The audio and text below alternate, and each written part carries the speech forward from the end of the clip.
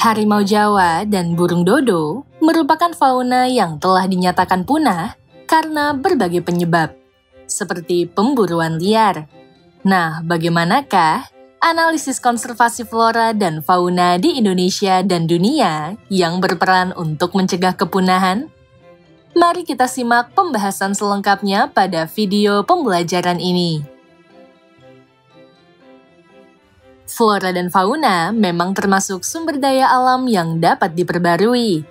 Akan tetapi, hal itu bukan berarti flora dan fauna tidak akan punah. Harimau Jawa atau Panthera tigris sondaica adalah spesies harimau yang telah dinyatakan punah pada sekitar tahun 1980-an. Hilangnya habitat alami harimau Jawa, yaitu ditebangnya hutan-hutan di dataran rendah Pulau Jawa, serta adanya perburuan liar menjadi penyebab kepunahan ini. Sementara itu, burung dodo atau Rapus cuculatus adalah spesies burung yang tidak dapat terbang dan pernah hidup di Pulau Mauritius yang terletak di barat daya Samudra Hindia. Spesies ini dinyatakan punah pada akhir abad ke-17 akibat aktivitas manusia yang memburunya untuk dikonsumsi dan dijadikan hiasan kepala. Selain itu, masuknya satwa baru ke pulau tersebut seperti anjing, babi, dan kucing yang dibawa oleh manusia berdampak pada rusaknya sarang burung dodo. Agar kepunahan hewan atau fauna maupun tumbuhan atau flora tidak terjadi lagi, diperlukan adanya kegiatan konservasi. Pengertian konservasi flora dan fauna. Menurut Undang-Undang Nomor 5 Tahun 1990 tentang Konservasi Sumber Daya Alam Hayati, konservasi sumber daya alam hayati adalah pengelolaan sumber daya alam hayati yang pemanfaatannya dilakukan secara bijaksana untuk menjamin kesinambungan persediaannya dengan tetap memelihara dan meningkatkan kualitas keanekaragaman dan nilainya. Konservasi flora dan fauna adalah langkah untuk melindungi sumber daya alam berupa flora dan fauna agar dapat dimanfaatkan dari generasi ke generasi.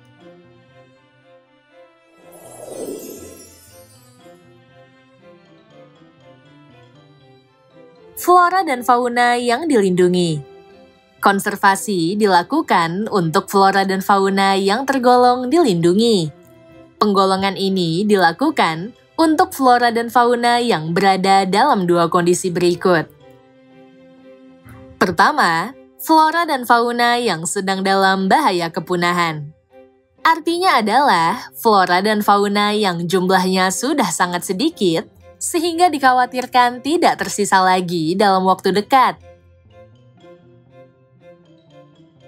Kepunahan flora dan fauna ini dapat dibedakan menjadi dua, yaitu kepunahan alami dan kepunahan buatan.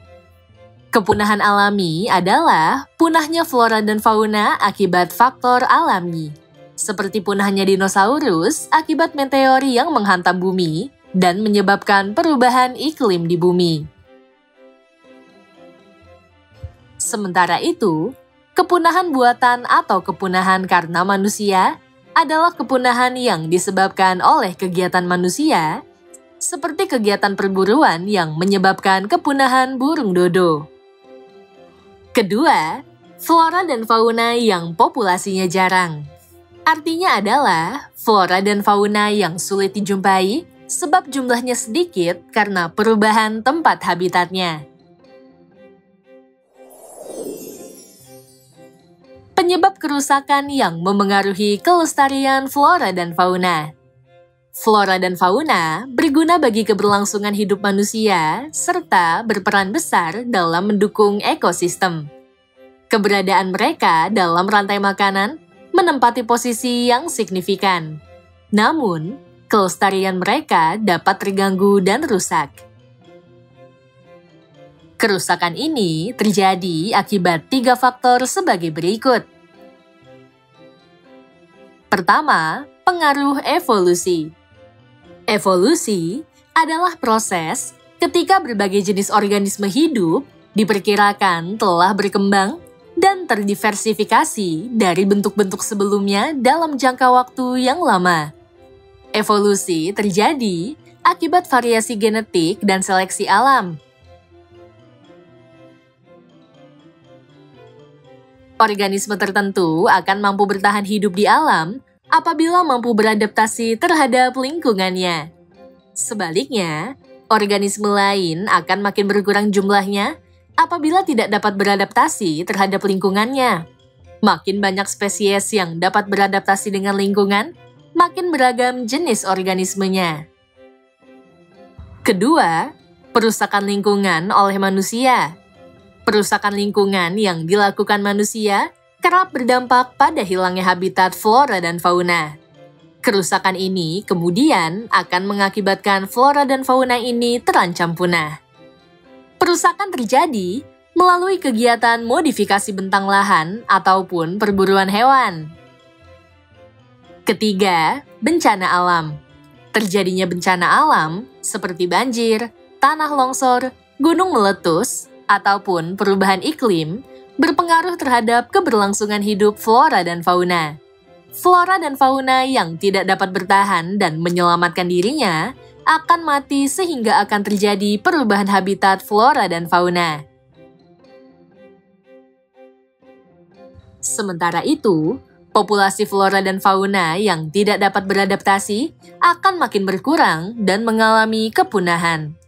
Oleh sebab itu, perlu dilakukan upaya untuk mencegah kerusakan alam, yaitu dengan konservasi flora dan fauna.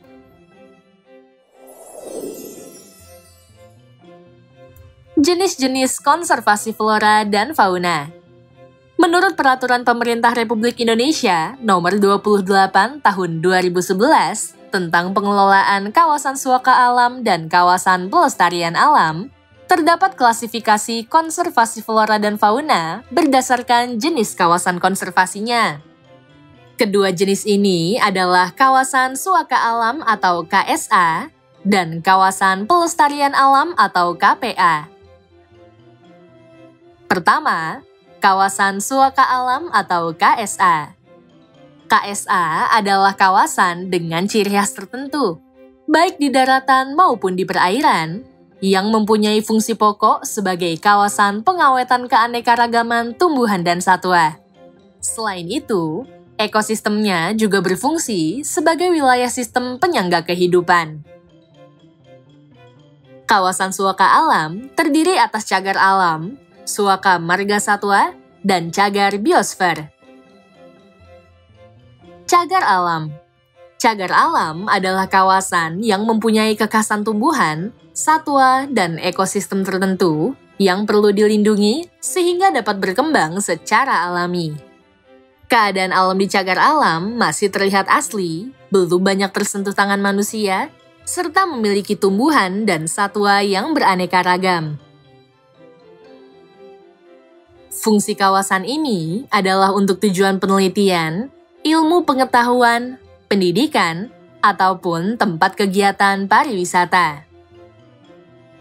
Contohnya, di Indonesia terdapat cagar alam Tanjung Puting di Kalimantan Tengah yang berfokus pada konservasi fauna, seperti orangutan Kalimantan dan bekantan, serta konservasi flora, seperti kantong semar dan nipah.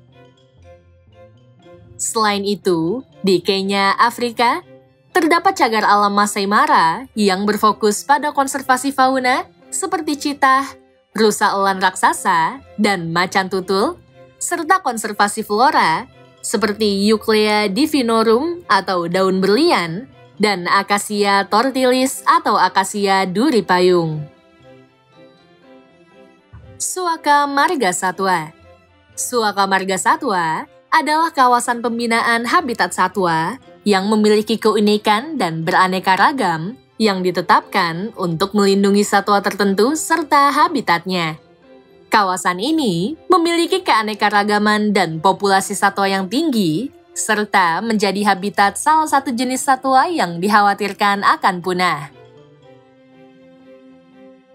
Kawasan ini juga merupakan tempat berkembang biaknya jenis satwa migran atau hewan yang berpindah tempat secara teratur dalam waktu dan ruang tertentu. Contohnya, di Indonesia, terdapat Suaka Marga Satwa Bukit Batu di Kabupaten Bengkalis, Riau, yang berfokus pada konservasi fauna seperti harimau Sumatera, orang utan Sumatera, dan tapir, serta konservasi flora seperti meranti dan ramin. Selain itu, terdapat Suaka Marga Satwa Port Vale di Inggris yang berfokus pada konservasi fauna seperti kapibara, lemur, dan merkat, serta konservasi flora seperti pohon dedalu dan beech. Cagar Biosfer. Cagar biosfer adalah kawasan yang dilestarikan untuk melindungi flora, fauna, dan hasil budaya manusia yang berada di dalamnya, termasuk suku-suku terasing. Suku-suku terasing ini menginginkan kehidupan yang serasi, harmonis, dan seimbang dengan alam.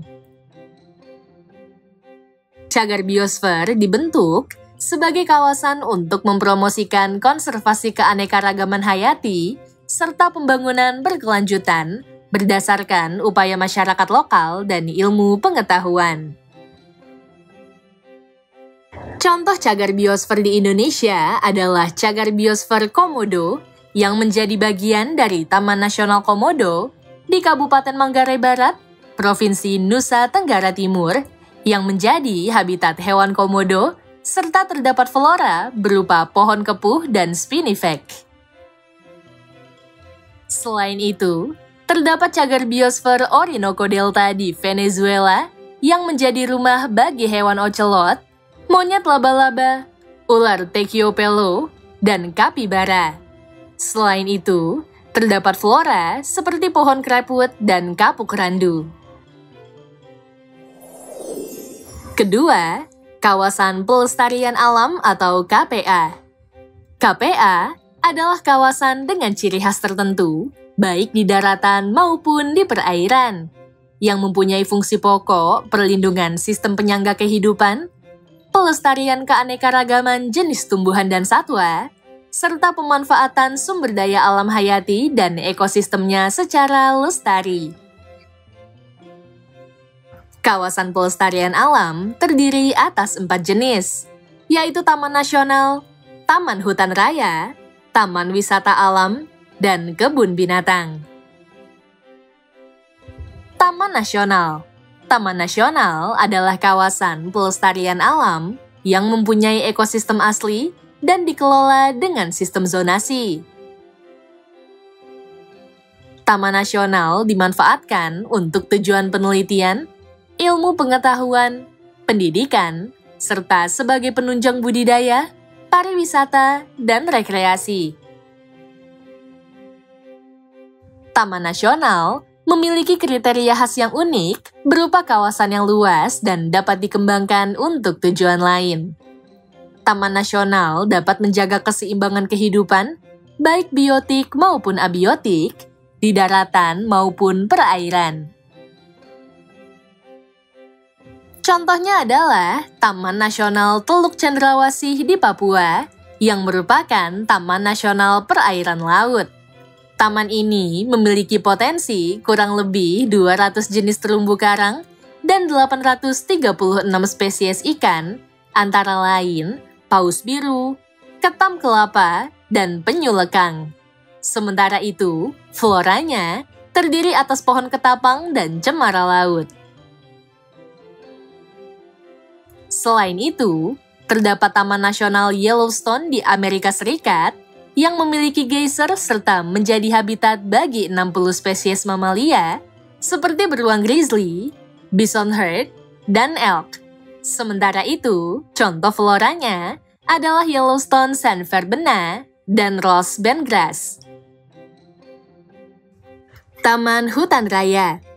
Taman Hutan Raya adalah kawasan pelestarian alam untuk tujuan koleksi tumbuhan maupun satwa yang alami atau buatan, yang jenisnya asli dan atau bukan asli. Taman hutan raya dimanfaatkan bagi kepentingan penelitian, ilmu pengetahuan, dan pendidikan, serta menunjang budidaya, budaya, pariwisata, dan rekreasi. Kriteria wilayah yang ditetapkan sebagai kawasan hutan raya adalah kawasan yang memiliki ciri khas, baik asli maupun buatan, memiliki keindahan, serta cukup luas untuk mengoleksi tumbuhan dan satwa. Contohnya adalah Taman Hutan Raya Pocut Merah Intan di Nanggro Aceh Darussalam, yang di dalamnya terdapat pinus, landak Malaya, ataupun ayam hutan. Di Taman Hutan Raya ini terdapat flora seperti tanaman akasia daun lebar dan medang. Contoh taman hutan raya di dunia ialah Taman Hutan Raya di Oregon, Amerika Serikat, yang di dalamnya terdapat hewan kelelawar. Yang di dalamnya terdapat hewan kelelawar California myotis, bobcat, dan berang-berang gunung. Di Taman Hutan Raya ini terdapat flora seperti pohon maple berdaun besar dan cedar merah barat. Taman Wisata Alam. Taman wisata alam adalah kawasan pelestarian alam yang pemanfaatan utamanya untuk pariwisata dan rekreasi alam.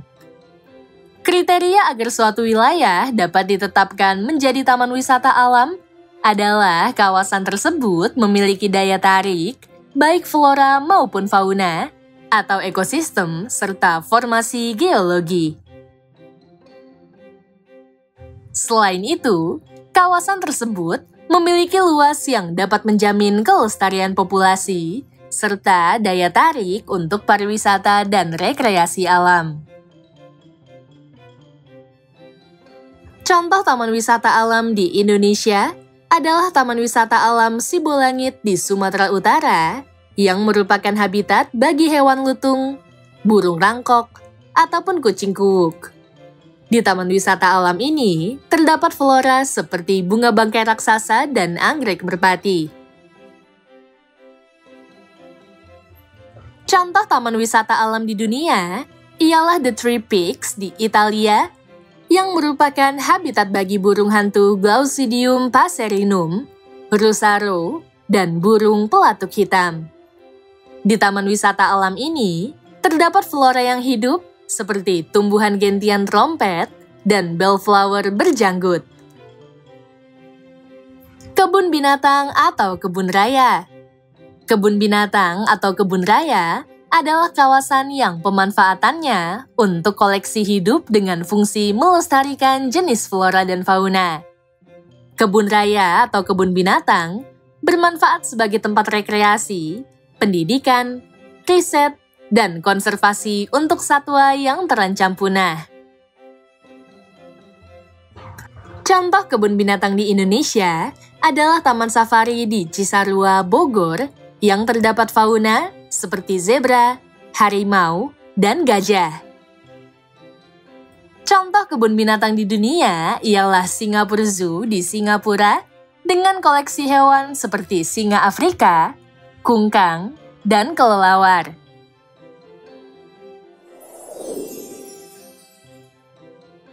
Berdasarkan lokasinya, konservasi flora dan fauna dapat dibedakan menjadi dua jenis, yaitu konservasi in situ dan konservasi ex situ. Konservasi in situ adalah konservasi flora dan fauna yang dilakukan di habitat aslinya. Sementara itu, konservasi ex situ adalah konservasi flora dan fauna yang dilakukan di luar di habitat aslinya.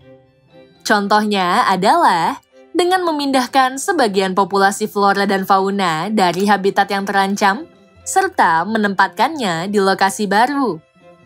Lokasi baru ini bisa jadi merupakan kawasan liar atau dalam perawatan manusia.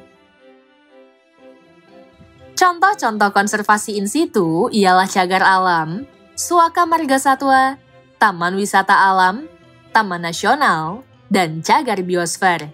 Sementara itu, contoh-contoh konservasi ex situ adalah taman hutan raya dan kebun binatang.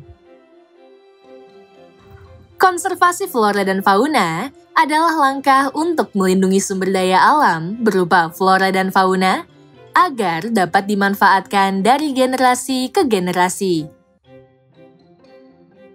Terdapat klasifikasi konservasi flora dan fauna berdasarkan jenis kawasan konservasinya, yaitu kawasan suaka alam yang terdiri atas cagar alam, suaka marga satwa, dan cagar biosfer, serta kawasan pelestarian alam yang terdiri atas taman nasional, taman hutan raya, taman wisata alam, dan kebun binatang.